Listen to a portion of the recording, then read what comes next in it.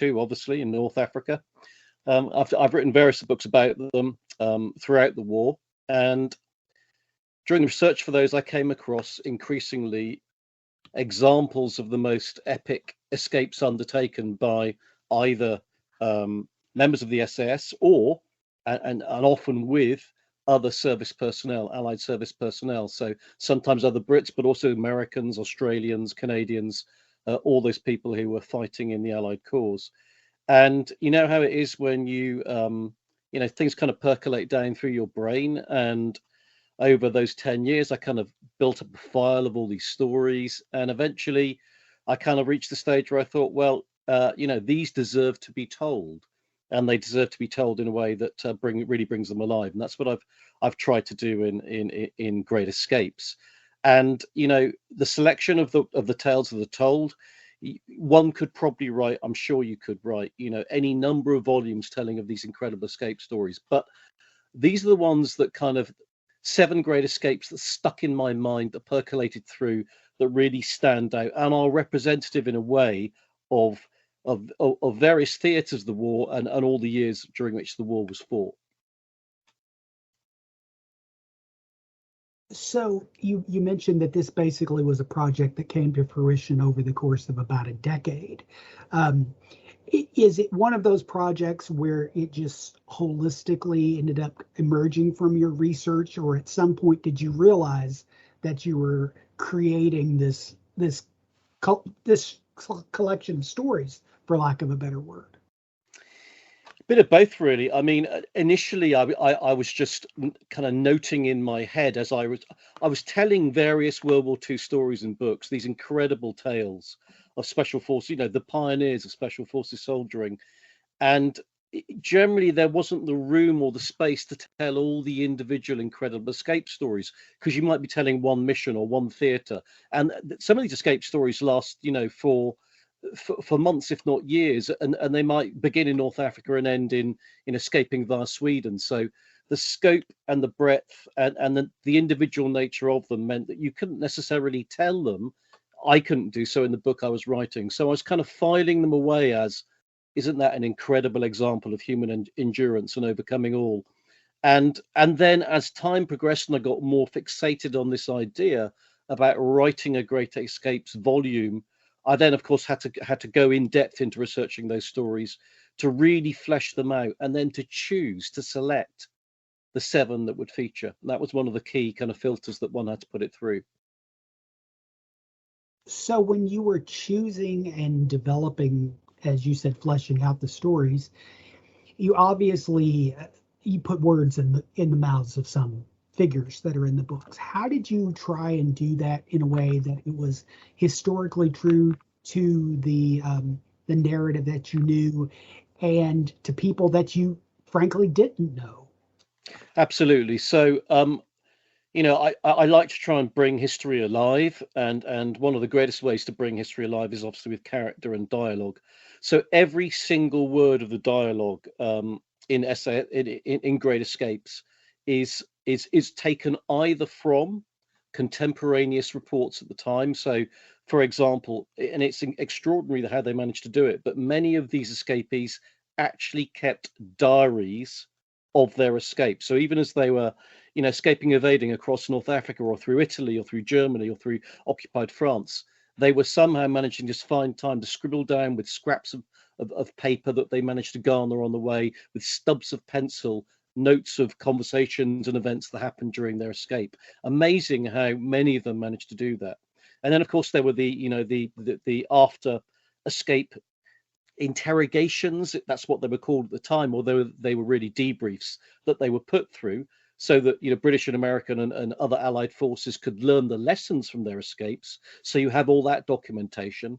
And then in some cases there are the first-hand accounts that these individuals wrote after the war, maybe for their families, maybe for publication, which again, you know, in those there is often rich dialogue and characterization. So one draws from all those different sources to knit together this kaleidoscope of each of the escape stories. And indeed, you know, crucial to that was spending significant amounts of time in in particular in the British archives, of course, British government archives, where there's a wealth of material from World War II, which, thank God we have preserved for posterity, so people like myself can tell these stories. So, it's interesting as a historian, I'm sure you're looking back at 70 years ago and framing everything through a modern lens, but trying to separate the static or all of the things that we've learned subsequently about it. So I'm curious for your take on a couple of different topics. So how did you reconcile conflicting information that you may have come across in relating these stories? That's my first question. Yeah, it's a great question. So, you and your audience, many of you will understand this, and having been in conflict myself, you can be in a conflict situation, with other individuals, come out of it, talk about it that evening or a week later, and all of you will have a different recollection of as to how it happened. And then you factor onto that, people writing reports after they've escaped about things that happened maybe months or years ago, or indeed writing accounts after the war. You do end up with different accounts of the same set of events. So how you then come to filter that as a historian is what the process that I use is the most likely scenario. So where you have more than one source pointing to the same sequence of events, that's generally the set of events that I tend to go with. And of course, different sources, you can argue, have different levels of credibility. So I would suggest that a diary written by the escapee at the time has more authenticity, perhaps, than an account written by that individual or by another individual many years after the escape took place. And so you grade the information through those various filters, and from that you then distill what you think is the most likely scenario as to what happened. And of course you can augment that with your own independent research, which can verify, yes, it was this unit in this location at this date that they would have linked up with at the end of their escape story. So it's that kind of, it's almost like a detective work. Yes, we're historians, but also because we're looking back 70 years or more, we are, authors such as myself acting as de facto detectives, trying to sift the facts from the fiction. And just one other point, note on that point. I'm very fortunate in that there are 2 or 3 surviving members of British World War II Special Forces still alive, and I count 2 of them at least as my very close friends, and one of them reads all my manuscripts in draft form as he read SAS Great Escapes, a chap called Jack Mann, who's a veteran of the Long Range Desert Group, the Special Air Service, and the Special Boat Service. And getting that feedback, so that gives you the general overview of, yes, the language we would have used was like this. Yes, we would have called that eating utensil by this name. Yes, that was the kind of humor that we would have engaged in at the time. That kind of feedback is also really, really crucial, because again, it adds authenticity, which is what one is driving towards all the time. So as you were sorting through, and as you essentially suggested, sleuthing your way through the details and the facts that were presenting themselves, did you find anything really surprising as part of your research for this book? Many things. I mean, the thing that really struck me and stays with me to this day, and I hope will jump out at readers, and in a way it was surprising, in a way it's not surprising. And again, I think a lot of your listeners will relate to this. You would imagine that individuals, and bear in mind, these individuals, these special forces soldiers, were, not just risking their lives escaping, because if they were captured, they were very unlikely to be kept alive by the enemy.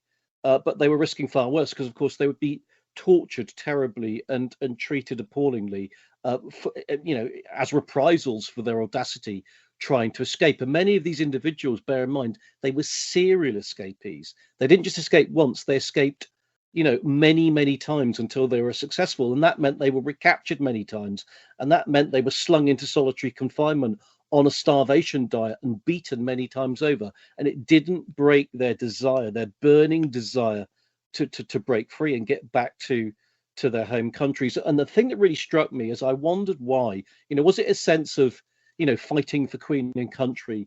Was it this desire to fight Nazism so that freedom might prevail? But actually, no.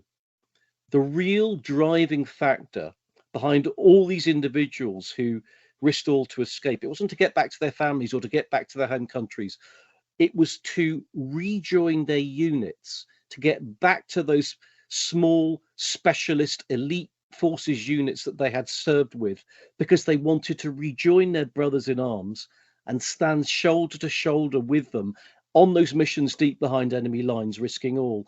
And it was tinged by not a small degree of guilt, in that they felt guilty in the prisoner of war camps, languishing in those camps, where they were not at a great deal of risk. They were not about to die. They were not about to starve to death. The conditions weren't great, but they might well survive. They had certain protections under the Geneva Convention, but they were driven to risk all because they felt the guilt of the need to rejoin their brothers in arms, who they knew were still out there, week after week, risking their all deep behind enemy lines, these small band of raiders taking the fight to the enemy, and as Churchill urged them to do, leading a trail of German corpses in their wake. So it was that need to return to the battle, to return to their fellow brothers in arms, to stand solidly with them, shoulder to shoulder, in the cause that drove them to take these incredible risks. In the course of your research for this book and basically everything that led to it, did you find that the special forces troops that you were studying were different than some of the other troops that you've studied during the war? Well, World War II would, drew to elite forces a very unique cadre. You can argue, because bear in mind, an awfully large number of these individuals. I mean, bear in mind, they were all volunteers. They were, Churchill called for volunteers for special service in June 1940. We'd just suffered cataclysmic defeat on the European continent. Dunkirk had happened. We'd rescued tens of thousands of Allied troops from the jaws of shame and destruction on the shores of France. And days later, Churchill called for thousands of special service volunteers, that's what they were called, to take the fight back to the enemy, refusing absolutely to just accept a defensive mindset, that Great Britain would throw up the defenses and try and repel the German onslaught. Churchill was determined we would go on the offensive and strike hard and fast deep behind enemy lines. So every single one of the Special Air Service and the other special service units that we formed were volunteers. And a significant proportion of them had no military experience whatsoever. They were doctors, artists, writers, coalmen, miners, criminals. Some of them were safe breakers, petty thieves before the war, farm workers, whatever it might be. And so you had this incredible kaleidoscope of individuals who stepped forward to volunteer in the cause. And one of the things which was really striking about so many of these individuals, you might imagine, perhaps you wouldn't, but I'm sure some people would imagine that the Special Forces hero was a huge, towering, muscle-bound individual, loudmouth, brash, self-confident. Often, very, very often, these individuals were unassuming, quiet, the last kind of person you would ever imagine to want to take the fight to the enemy deep behind enemy lines. But boy, when the chips were down, these were the men that you'd want, to fight with you side by side on those small specialist operations deep into enemy territory. So could you talk to us a little bit about the sources that you use in the book? Your books read in a very cinematic style to me, and that's a compliment because it's very accessible and it flows.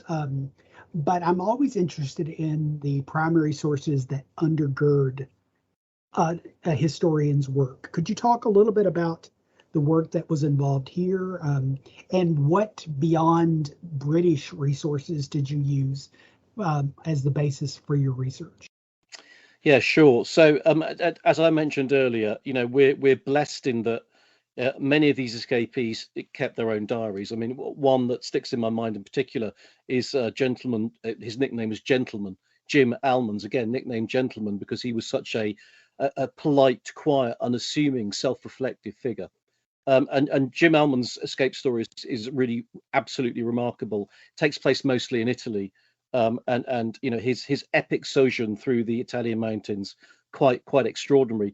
But Alman's again, managed to keep this detailed diary, beautifully written. Some of it is extremely poignant, and of course, I was in touch with his daughter, Lorna, who was extremely helpful, and she was able to provide further corroboration to the story. So you've got the diary, you've got the family members, you've got the family archive, which includes material which has probably never seen the light of day. That's letters, written at the time or after the war. You've then got, the British archives where all the war diaries from the time are filed, all the diaries written by each of the regiments. So of course, the SAS had its own war diary. You've got all the action reports of the missions that they were involved in upon which they were captured.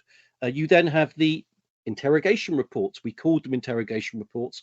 Of course, they were debriefings which every single escapee had to go through when they got back to the UK, for the simple reason that, one, we wanted to make sure they were a genuine escapee and hadn't been turned by the Germans and hadn't been allowed to go free so they could be a double agent. But two, we wanted to learn the lessons of their escape so we could better do it the next time around. So all of that documentation one can retrieve from the National Archives in London in Kew. Then you've got institutions like the Imperial War Museum in London, in which are held lots and lots of interviews with lots and lots of these World War II veterans, either in audio form or in written form, or also lots of the families of these veterans have donated the private papers of these individuals to the Imperial War Museum and other institutions like that. So you can then go and consult, work through all that plethora of rich material in those institutions. And then, of course, you have the foreign archives. So there's archival material in the States and in France in particular, really, really useful. So the Service Historique de la Défense, just outside of Paris, set in a magnificent medieval era chateau, is a rich store of resources, most of it in French, of course, but I have access to a researcher comes translator, and so getting the French files on some of the escapes which were set in France really crucial. And then in the States, because again, one or two of the escapees, and in North America, in Canada also, one or two of the escapees are hail from Canada and from North America. And again, I work with a fantastic bespoke specialist World War II researcher in America. She's extremely good, very, very talented, happens to be fluent in French and Italian as well, which means she's extremely useful with any foreign language documents. And she was able to dig out really crucial World War II era records for me. So you're putting out these feelers to all these kind of different sources and drawing all the material in. I have to say that for some of the research for this book in particular, because some of it was done during COVID lockdown, we've had quite significant, stringent lockdowns here in the UK, and I have to say during those periods it was especially difficult, because not only were a lot of the archives closed for months and months on end, but of course travel was very, very difficult. And so I really had to fall back on my French researcher, who's based in Paris, my American researcher who's based in Washington, and my German researcher who's actually based in the UK but does travel to Germany an awful lot. So you've got a team, and you've got all that kind of plethora, those layers of information which you can draw in and use as your sources to build the story and to give it, as you say, that immediacy and that cinematographic feel. So I've got one more question, but I would encourage anyone who has a question who's joining us virtually to put that in the chat so we could try and answer those. And those of you in the physical audience at the library, be thinking about what you would like to ask here in the next couple of minutes. But I think my final question, Mr. Lewis, from me to you is, you mentioned the fact that you actually had access to two special forces soldiers. And that struck me as quite remarkable at this point in time, with almost 70 years out. The greatest generation is waning around us left and right.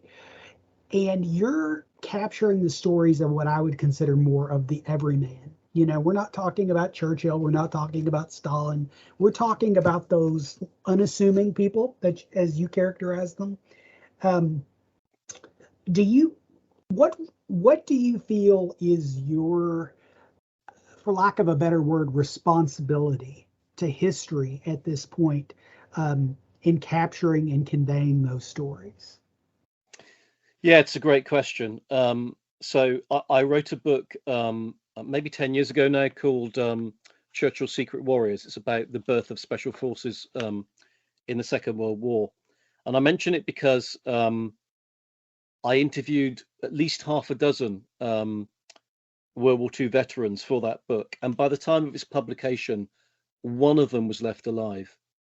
So that really puts it in context.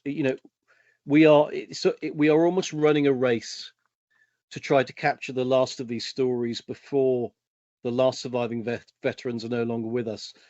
I'm very, very fortunate in the two that I work closely with, because one of them, Jack Mann, who I mentioned earlier, typically, and this is the measure of the man, he lied about his age to initially sign up to British forces. So he inflated his age to make himself significantly older than he really was, and that's how he initially managed to serve at the start of the war. So he's slightly younger than you might otherwise expect. He's still in his 90s, but he's slightly more sprightly than some of the other individuals we still have left from other units of the Second World War. And the other individual, a chap called Alec Borry, who is again a magnificent gentleman. He served with special forces, but 1944, 45. So again, Alec is still reasonably sprightly and very with it in his mind. So I'm very blessed in having those two individuals to help and to talk to and run my manuscripts by, and to ask them, look, tell me, was it like this? Was it like that? There's a bit here I don't understand. How was this man's character? And often, of course, because these are small specialist units where pretty much everybody knew everybody else, they know the individuals one's writing about, so they can lend real insight. And back to your question, the responsibility is huge, and it's onerous, and it's a driving need to tell these stories, to capture them before the last of the greatest generation are no more. And I have to say from my heart, it's a privilege and an honor to be able to do so. Well, thank you for answering my questions. I apologize if they were a bit meandering. Tried to follow along and jump off from your great comments here, but I'm curious if anyone else has questions. I don't have any in the chat right now. Being an outsider looking in, I see at least one person who has a great interest in military history that I'll be disappointed who doesn't, if that person doesn't pony up a question for this conversation. But what questions might you all have?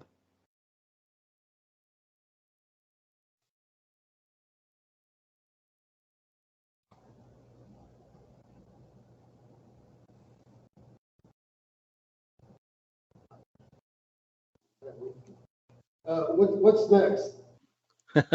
It's a great question. Will you just bear with me whilst I grab something and I'll show you? Is that okay? Yeah? Sure. Okay, hold on. One second. This is one of the things that I absolutely have loved about these pandemic era programs, where when we bring you something from an author's personal space, you never know what's going to happen or what they're going to stick up in front of you. And right, here we go. Here we go. This, can you all see that? Yes. Okay, so this is a scale model, okay? And it was made by somebody who contacted me about 6 months ago, an avid reader of mine, and he said, your books inspire the scale models of World War II that I make. So I met him about 3 months ago, after I'd given a talk to a literary festival, and he said, "What book are you now working on?" And I told him about it. It's a story about the beginnings of the SAS in North Africa, and I talked to him about the key character involved, and he went away, and without saying anything to me, he built this incredible model. I mean, if you can see the detail, but it is just see the map, and it's just absolutely mind-blowingly extraordinary. And then about 3 days ago, without even letting me know, he just dropped it on my doorstep in a cardboard box. And I went to open the door a little later because the postman came, and I found it there. So this model basically depicts the key character that I am writing a book about at the moment. So it's really about this chap who is the most decorated British soldier of the Second World War. He was an SAS commander, and his band of brothers, and their earliest days of soldiering in the North African desert. Really remarkable story, and absolutely fantastic to have something like this, which is just so detailed. I really hope you can see it all, but the map, the compass, the camera, the war diary, the flare pistol, the desert goggles, the Tommy gun, the lamp, which actually lights up, really extraordinary to see all that and to actually get a feel for it. And I'm hugely grateful for this individual for having done so. So there you go. That's a kind of left field answer to your question, which you probably weren't expecting to see.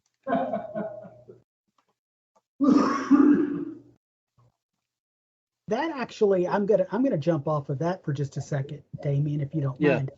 That is interesting to me in that how your work has inspired others to convey history in a different way through the idea of creating a scale model or through the idea of creative representation. It's interesting to me more than anything at this second how recording history can inspire others to articulate history in a different format or in a different way beyond the written page. Yeah, absolutely. Look, this chap who made this model, this isn't what he does for a living. This is his. I mean, he's so immensely talented. I could not do that. I can write just about, but to do that is just I don't even know how he has managed to do it. Where he's got the materials, how he's put that together to make it so. It's not only lifelike in terms of all the equipment and all the tradecraft, but the actual individual has the right facial features, the right clothes on, the right jumper, even the right cap.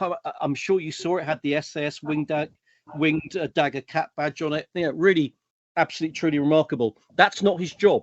He's a construction worker. That's what he does as a full-time living. This is his pastime, and he tells me that he's got his garage at home. It doesn't keep the car in it. It's where he builds these scale models, and the whole of the garage is made out like a war scene. And some of the material he has in there is quite unbelievable. I've not visited yet because we've had lockdowns over here, but he just voluntarily went away. Me having made a few comments about the book I was working on, and made that and delivered it to my door. So yeah, these kind of stories, bringing history alive like this, it inspires people, and it inspires them in many different ways. What other questions might we have from the audience? Yes, ma'am. It seemed to me most interesting when your escapees had a choice, when they had escaped and they had the option to return to England and return to their band of brothers, or to go back and try to free more people. When they, in other words, taking their time in prison, taking their commitment to escape, when that had ceased to be their motive and they went back anyway. For instance, when George Patterson was safe in Switzerland but went back to fight with the partisans and help more POWs escape. So given that, and given the SAS commitment to ungentlemanly behavior, ungentlemanly warfare that you described, I was most taken by the idea of parole as presented in the story of the man who was in the hospital, and he would have been shot as a commando, except that his doctor took his parole, his promise to not escape, and the escapee abided by that promise as long as he was within the hospital. But as soon as he got out of the hospital and out of that doctor's control, the parole no longer applied. So I was interested about these men who defined honor in a very personal way. Within the context of a British society which had very strict standards about honor, can you speak to that for a moment? Yeah, absolutely. It's a very, very smart question. So the first escapee you mentioned is Patterson, Lieutenant Patterson. He was a Canadian who served in the British forces, and he deployed on the first ever airborne operation by Allied forces. So this was in February 41, and they deployed from the UK, parachuted into Italy on a sabotage operation. And again, going to your question about honor and ungentlemanly warfare, that operation, Operation Colossus, the aim of the operation was to parachute in to the Apennine Mountains in Italy and blow up an aqueduct which carried fresh water, which provided the drinking water for 3 million Italians. The reason being that those Italians lived in the ports on the southern Italian coast, and from those ports were sailing all the ships and convoys with war material to North Africa. So if you could deprive them of drinking water, you'd shut down the ports, and it would be a huge fillip to the Allied fortunes in North Africa. But that's ungentlemanly warfare in the extreme. That's attacking a non-military target and potentially killing 3 million Italian souls by death by thirst. And this was a decision that Churchill made. He actually made this decision before the war. Churchill was convinced before the outbreak of the war. He knew what was coming. A man, cometh the hour, cometh the man, a man with incredible foresight. He knew what was coming. He knew it was going to be total war. He knew that Nazi Germany would fight on every level, not just military, but economic, political, guerrilla warfare, sabotage, assassinations. He knew all that was coming, and he knew that in total war, you had to reciprocate. And so he formed the Fourth Armed Service, as it became known, the Special Operations Executive, the Ministry for Ungentlemanly Warfare. And that first operation, Operation Colossus, was an SOE-sponsored mission. They came up with the idea, and he formed it to do what you are not, strictly speaking, allowed to do in war. It was to carry out assassinations, sabotage, attacks on civilian targets, raising of guerrilla armies. The assassination of Reinhard Heydrich in Prague, the appallingly brutal SS commander, was an SOE mission. It was an assassination launched from British soil. So the morals of the nation and the morals of what we thought was acceptable, even during wartime, were really torn up. The rule book was torn up at the start of the Second World War. Was it right to do so? I personally believe it was, because I believe we had to fight with every single weapon at our disposal, even if they did break the accepted rules of war. But within that, there was still a code, and there was still a code of honor. And again, it goes to Patterson's story, as you say, because Patterson escapes after Operation Colossus. They're all captured. They do blow up the aqueduct, but they're all captured. And Patterson manages to escape. And after running basically an escape line for Allied prisoners in Italy, he eventually gets to Switzerland. But once he's in Switzerland, having spent many months on the run in Italy behind enemy lines, he's then recruited to go back into Italy to join the Italian partisans, who at that stage were rising up against the Germans behind German lines to try to bring about the precipitate fall of Italy. And so Patterson, as you rightly say, volunteers to go back in again. And it's an extraordinary act of courage and honor and bravery. And again, he's then recaptured, and there's another escape after that. And Patterson ends up winning the Military Cross, which is a high Valor Medal in Britain 3 times over, once for his first escape, once for his service running the escape lines, and once for when he goes back into Italy as an agent for the Special Operations Executive. So it's this strange balance between breaking the rules and tearing up the rule book, but keeping your honor to your fellow warriors, your fellow brothers in arms, if that makes any sense. There was still a code of honor, but your code of honor was against, was extended to who you were fighting alongside and the civilians who you were also trying to nurture and to save. Because of course, very often on special forces operations, you're behind the lines and you're operating closely with the civilian population.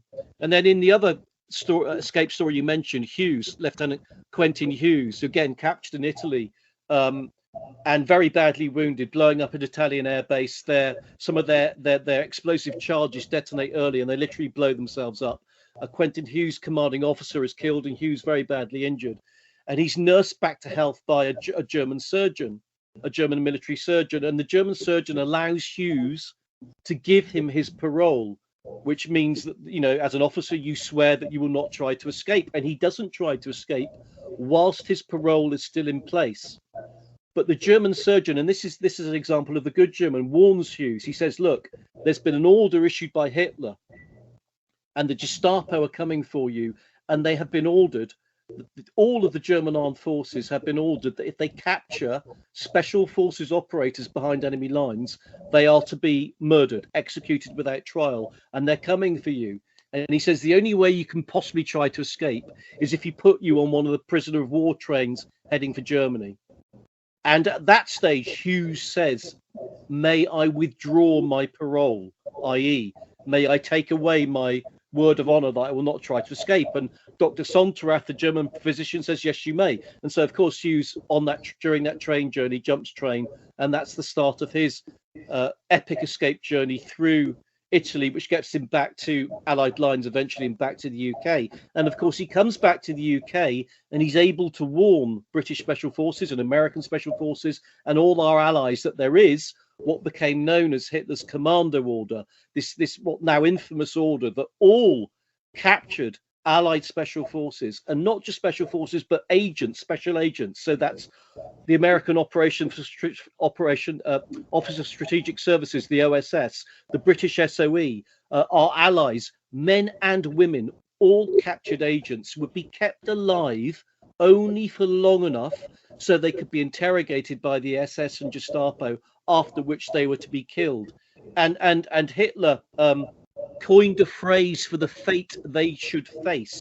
He decreed that they should disappear into the Nacht und Nebel, the night and the fog, which meant not only would they be killed off in the most horrific ways, but even their loved ones would never find out what had happened to them. So when you're facing that kind of adversary, yes, on some levels, the norms of warfare and the norms of civilized gentlemanly conduct were torn up, and I think that was what we had to do during the war.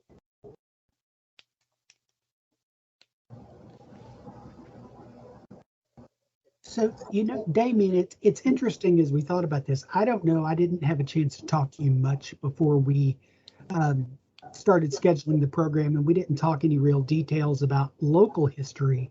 But you might find it interesting to know that during the Second World War, Fort Knox actually had prisoners of war on its installation. That from the Africa campaign, Germans had been brought back. We could explore that more, but I just thought you might find that interesting. That's absolutely fascinating. I had no idea. And when you mentioned it, I thought you were going to talk, obviously, about Japanese prisoners of war, because one thinks, of course, of American being engaged far more in the Far East theater. But yeah, after the Operation Torch landings, the American First Army was advancing from the west, and the British Eighth Army, British and Commonwealth Eighth Army, was advancing from the east. And from then onwards, American forces were intensively involved across all European theaters. So yeah, I guess you would have taken your own bodies of German and Italian, I would imagine, prisoners of war back to the States. It's fascinating to imagine that. And it's interesting because we did have Italian prisoners of war on the installation. And I'm not a subject matter expert on this, but they worked as laborers on the post. And I've heard some really amazing stories of relationships that were created between these prisoners and the people that were here at on the installation at the time. Yeah, absolutely. I think, of course we had, any number of German, Italian and other prisoners of war in the UK. I think that, and again, they worked on the farms, and they worked building, civil projects in the UK. But, I think what the standout difference, if I might venture, was that, in the UK, and I'm sure in the States, we at least treated our prisoners with basic norms of decency and under the Geneva Convention. And what I think distinguishes some of these escape stories in SS in Great Escapes is that, sadly, especially in Italy and also in Germany, when things become very, very difficult for the Axis powers, when they were running short themselves of food and of shelter, when they were under, continuous Allied bombardment, the way in which these prisoners of war were treated, fell far short of what should have been, the way that they were, the Geneva Convention was extended to them. And of course, especially those who were repeated escapees. And that goes back to what we were talking about earlier. The fact that any number of these stories told in Great Escapes, these are people who escaped numerous times over and were recaptured numerous times over and never gave up, just never gave up that burning desire to get back to their units and to continue the fight.